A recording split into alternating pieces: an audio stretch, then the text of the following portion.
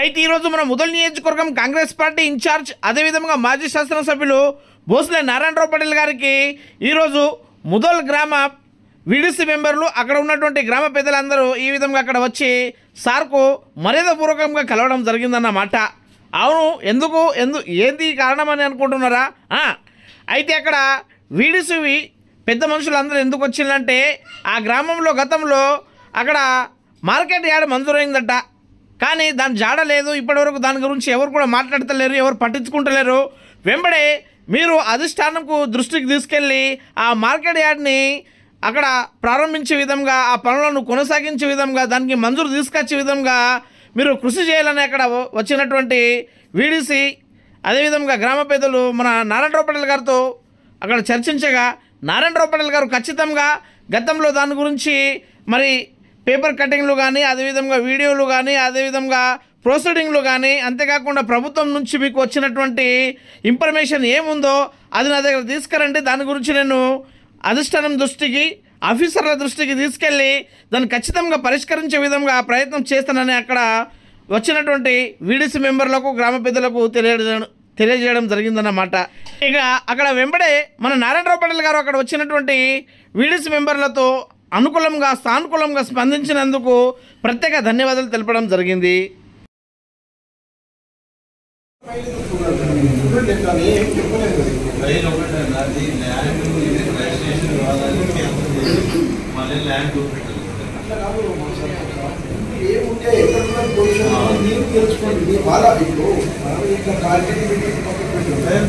వాళ్ళ పార్టీల నుంచి కూడా తిరిగి వస్తున్నారు కదా, వాళ్ళకి ఐడియా ఉంటుంది కదా.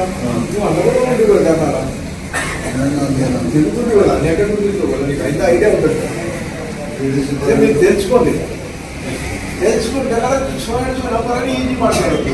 లేకుంటే అది బోగస్ పని అయినా మనకి ఏర్పడకూడదు. సమయ మార్కెట్ వచ్చా పేపర్లో 10 సార్లు వచ్చి 20 సార్లు వచ్చారు. అది వాళ్ళు కరెక్ట్ ఉంటేనే చెప్పిండొచ్చు కదా, మనం బోగస్ అనలేదు కదా. వాళ్ళు కరెక్ట్ ఉంటే ఏదైనా బేస్ ఉంటే చెప్తారు కదా, పేపర్ మనకు తెలియపోతుంది. ఒకవేళ బేస్ లేకపోతే మనం ఇప్పటి నుంచి స్టార్ట్ చేద్దాం. బేస్ ఉంటే దాన్ని పైకి చేద్దాం. తెలుసుకొని ఇంతమంది వచ్చేసి ఇంత వస్తాయి. ఇంకా మనం చూసుకొని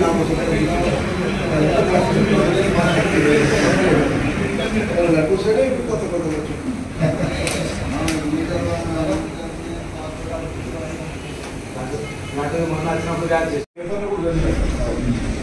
ఆ పేపర్లో ఏదంటే పేపర్లో ఉంటే మనకి ఈజీ అవుతుంది. వాళ్ళ స్టార్టింగ్ నుంచి పెట్టాలంటే కష్టం. వాళ్ళు ఎవరు పెట్టినా మనం ఎవరు పెట్టినా గవర్నమెంట్ అయితే అప్పుడు అది భూమి ఏదైతే తీసుకుందామని అనుకోని చూసి తీసుకుని మాట్లాడిందో అది 1 to 58 నాన్ రిజిస్ట్రేషన్ లాగా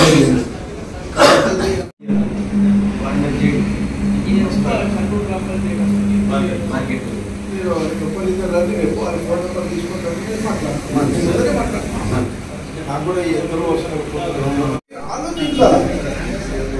అంటే రోజు కష్టం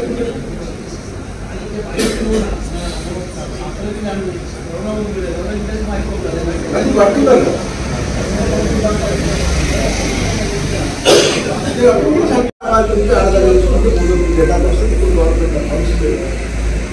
కరెక్ట్గా నీకు మళ్ళీ కొంచెం తెలిపే దానికి డ్రైనేజ్ కూడా కంపల్సరీ ఫస్ట్.